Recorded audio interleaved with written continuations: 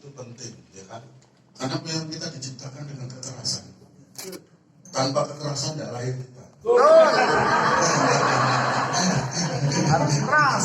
Ya harus keras dong. Masa kita, saya dari, ya, gitu. Oke.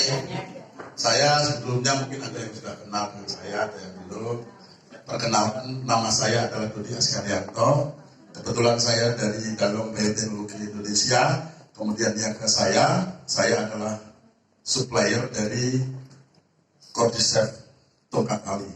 Ya. Kebetulan saya punya pengalaman yang saya itu udah lama tidak bicara ya. Saya di MLM itu saya bukan petualang MLM loh, sangat salah. Jadi bukan yang pindah-pindah MLM, bukan. Saya menekuni suatu MLM kemudian sampai berhasil, sampai MLM itu tumbang gitu. Jadi saya sudah ngerti pengalaman dan hari ini akan saya sharingkan. Kenapa? Saya sudah membaca dari sekian, hampir saya 35 tahun yang lalu saya di MLM masih manual ini, dan tahun 2003 saya menjadi 100 marketing bisa warta bisnis itu masih ingat saya. 100 marketing dengan penghasilan terbesar Indonesia zaman itu ya, masih muda-mudanya ya, belum banyak dosa mas. Nah disitulah saya banyak pengalaman. Kemarin saya sharingkan ke Pak Toyo ya, saya itu kalau lihat MLM itu seneng gitu loh, semangatnya. Tapi sedikit MLM itu yang cerdas di dalam bisnisnya. Maka hari ini saya akan bahas kenapa. Anda masih ingat zaman saya dulu, apa Piansi begitu hebat, itu meledak-meledak, sekarang kemana? Ini meledak kemana? Ya. Tapi ada yang MLM sudah lama tidak ada, tapi produknya masih berjalan terus. Nah itulah yang disebut dengan bisnis yang berbasis produk. Dan kebetulan saya sudah 10 tahun di bioteknologi, jadi saya baru ngerti kata-kata ini. Jadi kita itu mau jualan barang bagus atau cerita, jualan cerita dan bagus. Barang bagus. Nah ini persoalannya di situ. Banyak MLM itu berjualan cerita barang bagus. Perusahaan saya berjalan sendiri tanpa MLM dengan digital, ya kan? Saya bisa omset sudah cukup lah, dalam itu saya terjun di bidang digital, kemudian ke YouTube saya juga sudah naik karena saya harus belajar dari keadaan sebelumnya. Kita sekarang berbicara tentang suatu produk. Saya hari ini saya tidak mewakili dari perusahaan Dalom Bioteknologi, dan kebetulan saya kok 10 tahun terakhir ini menggeluti bidang bioteknologi, kemudian saya bisa ngomong dan saya bisa menjual sendiri, bisa lewat MLM bisa, karena saya berbasis produk. Nah, sebelum saya masuk tentang Cordyceps Tongkat Tali, mungkin saya akan jelaskan sendiri apa sih sebetulnya bioteknologi. Saya sudah bilang dari 10 tahun yang lalu, di Indonesia ini semuanya dijajah oleh namanya produk bioteknologi. Percaya enggak? Percaya. Contoh ya, yang sesimpel aja. Indonesia itu makanan tradisionalnya tempe ya. Banyak ya? Oke. Coba saya tanya, yang nanam kedelai ada enggak? Ada. Cukup enggak? Cukup enggak? Enggak ada. Kenapa? Karena delay-nya adalah delay tradisional. Di ini masih ada yang kecil, ada yang ini tadi panen, ini keserang ini. Delay bioteknologi itu tidak seperti itu. Delay impor. Siapa yang mau menentang bioteknologi impor? Oh, kita tidak boleh impor kedelai, mati semua. Berarti itu tandanya tidak. Jeruk ada yang hijau, ada yang ini. Gula bioteknologi. Ini dari sisi ini. Ayam kampung itu tersuplai. Tapi begitu ayam bioteknologi, ayam ayam ini, bisa nggak itu? Hilang sebentar aja udah kolek. Ini kenyataan, bukan soal nasionalis, itu kan bahasa marketing. Dunia itu sudah menyatu, tidak ada bedanya. Ya, yang nasionalis itu budayanya, bukan ini. Kalau produk nggak bisa, nah, itulah bioteknologi. Jadi dia sudah mengambil riset, ininya jadi, tinggal jadinya aja. Sekarang saya tanya, sering kan orang cerita begini, Pak, ini barang bagus Pak, memang kumis kucing itu bisa untuk menyembuhkan ini. Itu tradisional. Karena saya mau minum kumis kucing, kucingnya ikut kemakan. Karena itu masih tradisional. Kenapa jamu tidak bisa diimpor, diekspor? Diekspor hanya untuk budaya aja. Ini tradisional. Bisa. Sekarang contoh yang simpel aja. Jamu jago air mancur sudah muncul, semua yang berjaya di mana? Sudah muncul. Kenapa? Tolak angin. Sudah Bioteknologi. Yang lainnya tumbuh.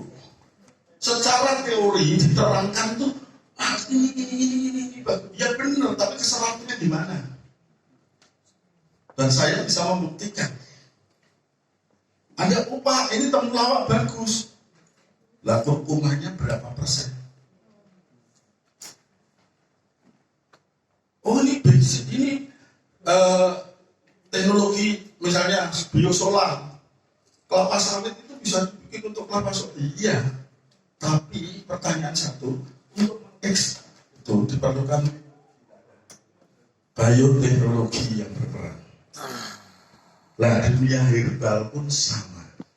Saya tadi berdiskusi dengan Pak Anu, juga saya tanya. Bedanya produk obat generik sama obat paten itu di mana?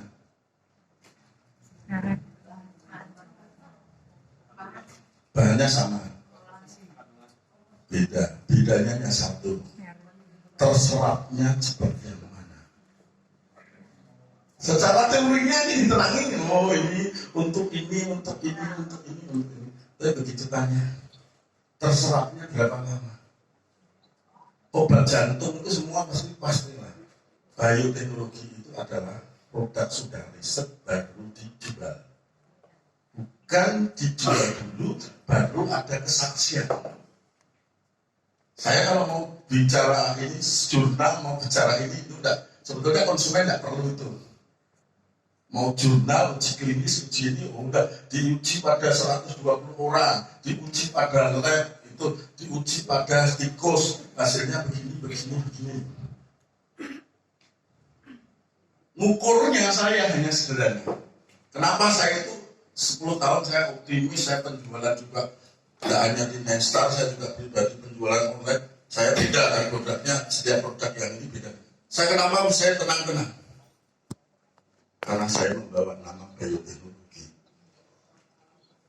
Ngukurnya kualitas itu hanya sederhana. PT yang bagus itu diukur dari apanya, Bu? Oh, PT ini Bonafit, manajemennya Bonafit, itu diukur dari apa? Kualitas produk. Bukan. Diukur aja sama PT itu udah TBK, itu sudah manajemennya pasti bagus. Selesai. Nggak usah Anda tanya, ini manajemennya bagus nggak? Terus enggak, kalau PT itu udah TBK, udah selesai. Nah, barang itu sama. Ini produksi apa? Bioteknologi. Dalom, selesai. Butuhnya apa? Nah, sekarang apa sih kelebihan dari dalom bioteknologi? Pasti saya tidak bicara tentang produknya, mau kurkuma, mau ini, itu tuh sangat gampang ambil di internet bisa. Saya hanya bicara begini. Di dalam itu ada teknologi yang paling utama, yaitu teknologi ekstraksi.